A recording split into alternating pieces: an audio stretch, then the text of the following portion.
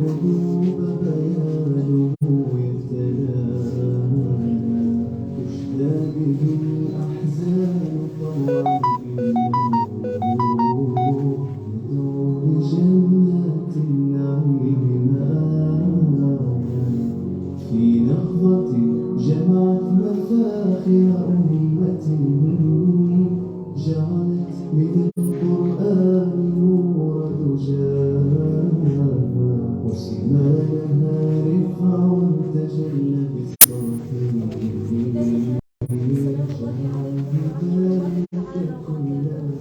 حياكم الله وبياكم وجعل الجنة مأوانا ومثواكم إن شاء الله. أهلا بجميع الحضور المتواجدين معنا هذه الصبيحة. أقول لولا الله ثم القرآن ثم الطرق التي مهدت لنا طريقا للقرآن ما عرفنا نتعامل مع محطات الدنيا المتقلبة، تضيق بنا الحياة بما رحبت وتتسع لنا غرفة صغيرة تسمى حلقات القرآن.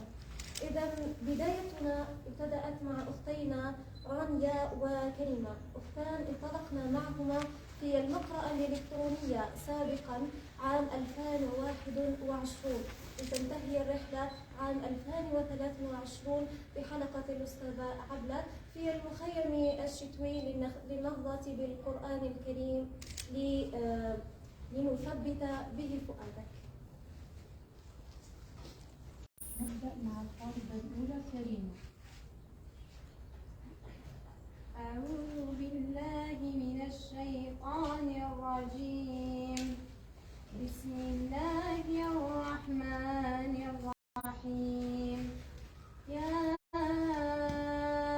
أيها الذين آمنوا قاتلوا الذين يلونكم من الكفار وليجدوا فيكم غلظة واعلموا أن الله مع المتقين. وإذا ما أنزلت سورة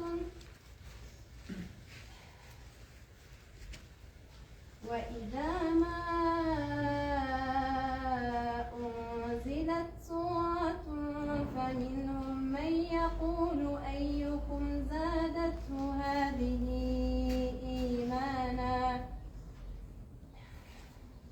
فأما الذين آمنوا فزادتهم إيمانا وهم يستبشرون. وأما الذين في قلوبهم مرض فزادتهم رجسا إلى رجسهم وماتوا وهم كافرون. أولا يرون أنهم يفتنون في كل عام مرة أو مرتين أولا يرون أنهم يفتنون في كل عام مرة أو مرتين ثم لا يتوبون ولا هم يذكرون. وإذا ما أنزلت سورة نظر بعضهم إلى بعض هل يراكم من أحد ثم انصرفوا صرف الله قلوبهم بأنهم قوم لا يفقهون. لقد جاءكم رسول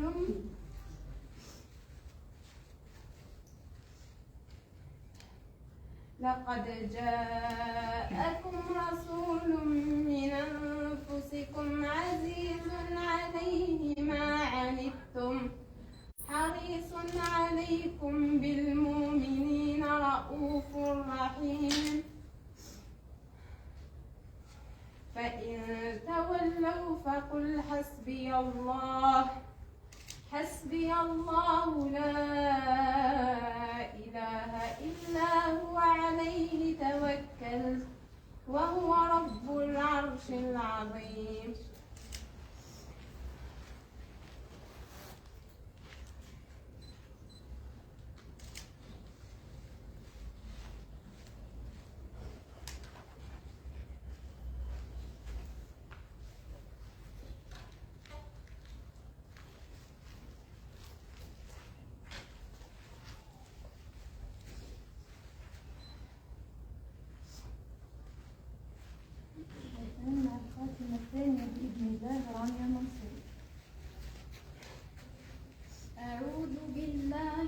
الشيطان الرجيم. بسم الله الرحمن الرحيم. لله ما في السماوات وما في الأرض، وإن تبدوا ما في أنفسكم أو تخفوه يحاسبكم به الله فيغفر لمن يشاء ويعذب من يشاء، والله على كل شيء قدير. آمن الرسول بما أنزل إليه من ربه والمؤمنون كل آمن بالله وملائكته وكتبه ورسله لا نفرق بين أحد من رسله وقالوا سمعنا وأطعنا غفرانك ربنا وإليك المصير. ربنا وإليك المصير. لا يكلف الله نفسا إلا وسعها، لها ما كسبت وعليها ما اكتسبت. ربنا لا تؤاخذنا إن نسينا أو أخطأنا. ربنا ولا تحمل علينا إصرا كما حملته على الذين من قبلنا. ربنا ولا تحملنا ما لا طاقة لنا به، واعف عنا واغفر لنا وارحمنا، أنت مولانا فانصرنا على القوم الكافرين. تكبير. الله أكبر. تكبير. الله أكبر. الله أكبر ولله الحمد. الله أكبر ولله الحمد. تكبير. الله أكبر. جهد تنوء به الجبال تصدعا، وتفيض منه قلوبنا عرفانا. من كل صوب جاء قلب خافق يستعذب الترتيل والإتقان.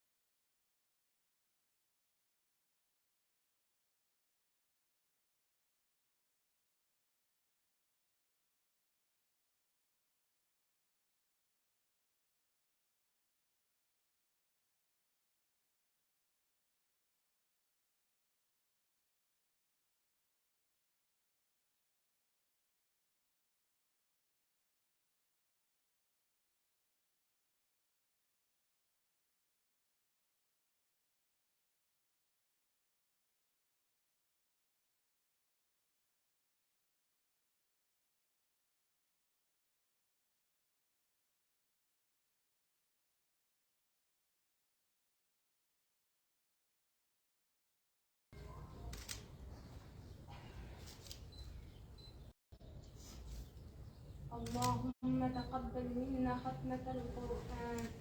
اللهم اجعله نورا لصدورنا وجلاء لأحزاننا ونورا لبصائرنا. اللهم ارض عنا. اللهم ثبته في قلوبنا.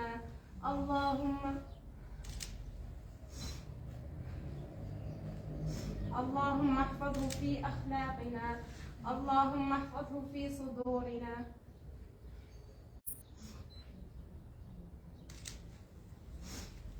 اللهم ارض عنا وعن والدينا. اللهم ارض عنا وعن والدينا. اللهم وجازهم عنا الفردوس الأعلى. اللهم وتقبلهم في عبادك الصالحين. اللهم اغفر لي ولوالدي ولجميع المسلمين. اللهم اشف مرضانا. اللهم ارحم موتانا. اللهم عاف مبتلانا.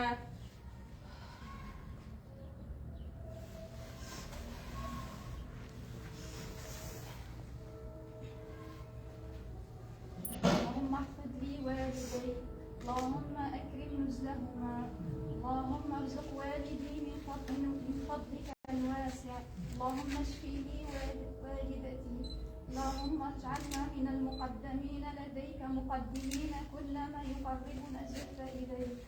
اللهم تقبل منا ختم القرآن واجعله ربيع قلوبنا وجلاء أحزاننا وهمومنا. اللهم جاز خير الجزاء أعمالي وعماتي وأخوالي وخالاتي واحفظهم بحفظك وفرج عنهم كرباتهم. اللهم جاز خير الجزاء نهضة بالقرآن بولاية تبسة. اللهم آتي سؤل مدير مخيم ولاية تبسة. اللهم جاز عني خير الجزاء أستاذتي. اللهم آتها سؤلها. اللهم بلغها ممانها. اللهم احفظ لها والديها. اللهم ارزقها الفردوس الأعلى. اللهم آت كل من هو حاضر وكل من هو مستمع سؤله ومنانه. اللهم ارزقنا من حيث لا نحتسب. اللهم اغفر لنا ذنوبنا. اللهم إنك عفو تحب العفو فاعف عنا. اللهم تجاوز عنا خطايانا وكفر عنا سيئاتنا. اللهم متعنا بالصحة والعافية. اللهم برئ كل سقيم. اللهم برئ كل سقيم. اللهم برئ كل مريض من كل سقم. اللهم متعنا بأبصارنا وأسماعنا. اللهم اغفر لنا. اللهم ارحمنا. اللهم أدخلنا جنانك برحمتك.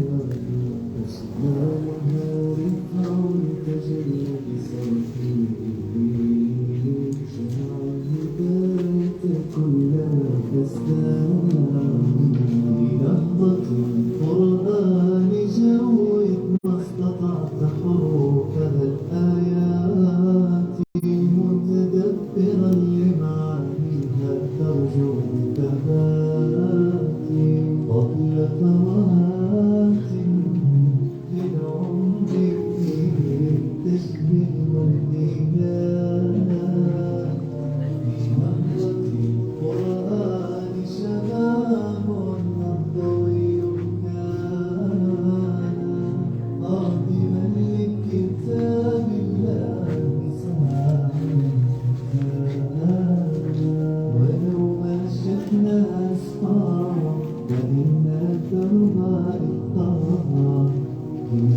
خط القرآن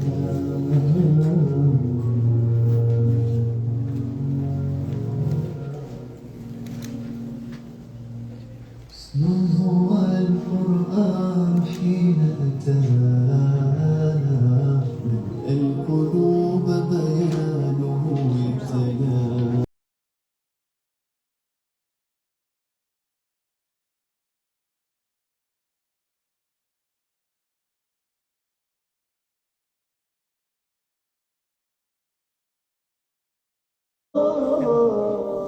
بسم الله والصلاة والسلام على رسول الله. هذه المشاعر جياشة وخارج من القلب. المشاعر يحس بها غير اتصال بين الانسان اللي المتصل بينه وبين رب العالمين يحس بها. خاطر مش سهل باش واحد يحفظ القرآن ونتلموا كيما هكا في مشاعر. يعني واحد ما يحس أو شيء كبير، واحد متصل برب العالمين والملائكة حاضرة والتكريم من رانيا وصاحبتها كريمة، وربي يكرمكم إن شاء الله في الدين وفي الآخرة، وكرموا والديهم يديروا ليهم تاج. وأنا عندي شرف عظيم اللي بنت خويا كرمتني وخلتني في موقف جياش يا جماعة. ومش في عرس راهو ملائكة دايرة، راهو مشاعر قسما بالله واحد ما يوصفهاش، راهو اتصال نوراني ما بين الارض والسماء. نورت الدار تاعنا نورتها. راهي اعظم شيء هو نور رب العالمين. وانا عندي شرف اللي بنت خوي شرفتني، وحس راهو مشاعر شيء كبير. انا كي نروح نصلي الصبح نطلب يا ربي الاخر واحد من الاهل تاعي يكون حافظ القران، ولا نتمنى اني نحفظ القران. انا واحد مش نتمنى وما قدرتش خاطر ما عنديش اراده. بنت خويا الحمد لله عندها اراده وكرمتنا. المشاعر الجياشة هذه راهو شيء يعني به غير الخالق. راهي الملائكة حل جناوحها علينا ونور خرج من راهو شيء كبير، راهو شيء يعني به غير ربي سبحانه. كمل باباه انا صايم. بارك الله فيك. بارك الله فيك. الله أكبر. تكبير. الله أكبر. تكبير. الله أكبر. هذا كلام الله ليس كمثله قولا ولا كمثله دفاق. هذا هو الشرف الرفيع لقومنا، ولسوف يسألنا به الخلاق. نهر البلاغة والعلوم بجوفه، ولمن أصيب بلهفة فتاق. لو أنزلت فوق الجبال حروفه لتصدعت من به الأطباق أطياف. ألف مبارك يا لي يا أختنا، نسألكم الدعاء.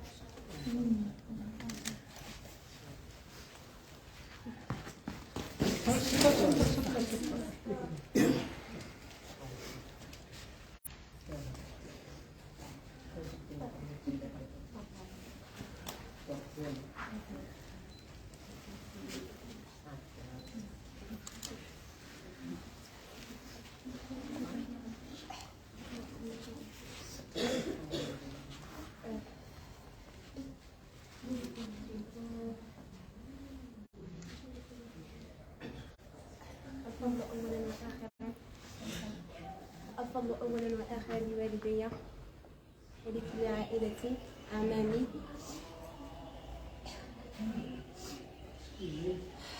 والفضل لأستاذتي، وأيضا لما كان من مشروع المرضى في القرآن فكان له الفضل في ذلك. كان له فضل عظيم في أن ينشئ نشأ. يعني نحن كآخر يعني فيه من سبقونا بالختم، ونأمل أن يكون مجهودات أكبر من ذلك، يعني خاتمين أكثر. أسأل الله أن يديم هذا النفع، أسأل الله أن يتقبل منكم جهودكم، وكما أني يعني رسالة مني أن كل من رأى يعني حفل الختم أن ينضم إلى هذا المشروع فهو بركة، وربي هو بركة. يعني بمجرد أني رأيت كثيرا من ساروا على هذا النحو وفي هذا المشروع فنجح. فأسأل كل من رأى هذا المقام فليلتحق. ففيه خيرة الأساتذة ومنهم الأستاذة لبنى.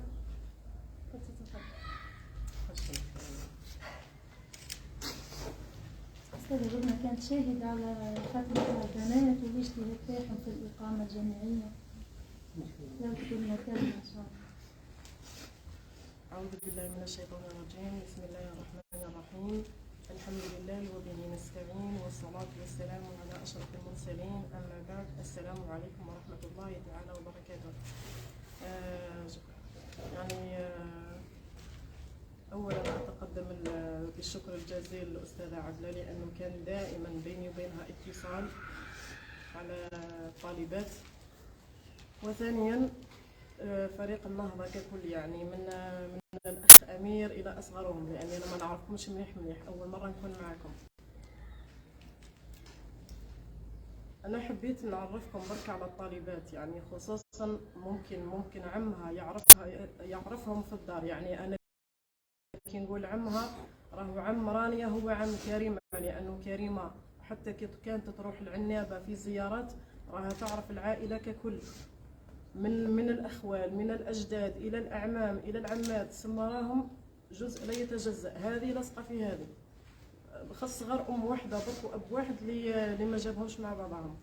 أنا حبيت نعرفكم برك على الطالبات. يعني كانت أخلاقهم هي اللي تهدر. صح نلقاو اسم رانيا ونلقاو اسم كريمة، صح صدقوني عاشرتهم مدة 5 سنوات كانت الأخلاق هي اللي تهدر.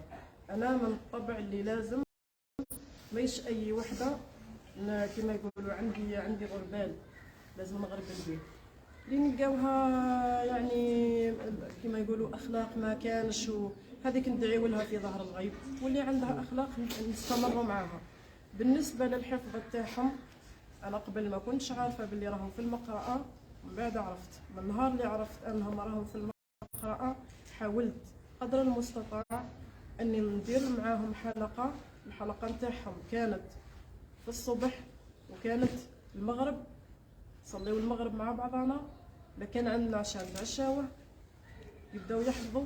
ساعات نخرج من عندهم من الغرفة أحيانا حتى منتصف الليل، والحمد لله الشيء اللي تمنيته أنهم وصلوا له الحمد لله. وما كناش حاطين يعني أنه رايحة تكون الختمة لهنا، كنا حاطينها رايحة تكون إلكترونية، وكنا حاطينها في مكان واحد آخر، يعني في مكان عين الزرقاء ولا الومزة ولكن حاولت قدر المستطاع أنه تكون الختمة هنا، لأني أنا لو كانت الختمة في الزرقاء ولا في الومزة كان من الصعب أني أتنقل.